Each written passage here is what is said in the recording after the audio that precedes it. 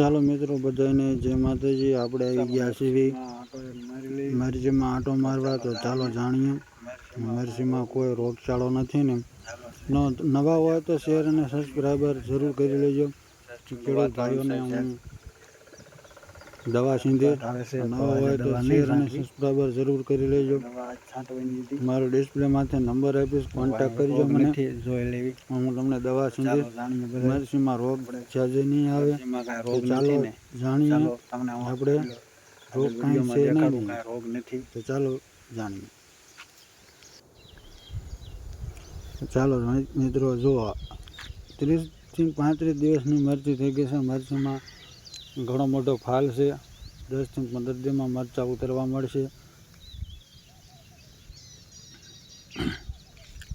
આજે આપણે દવા છાંટવાની હતી, ગ્રોથ કરવાની, પણ સહેજ ઝરફરાટ આવે છે તો આજે દવા નહીં છાંટવી। પણ આગલા વિડીયોમાં હું તમને જરૂર દેખાડીશ દવા છાંટવાની છે, કઈ છાંટવાની છે।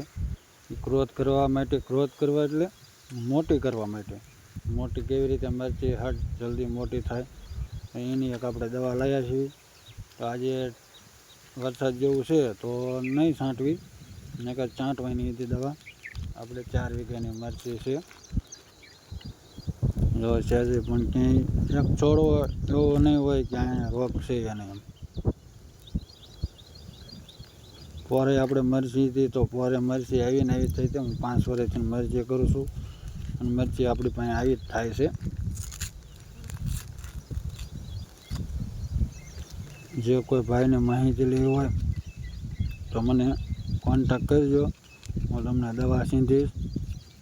અને જરૂર સબસ્ક્રાઈબર જરૂર કરી લેજો, અવનવી આવા વિડીયો તમને જોવા મળે રહેશે।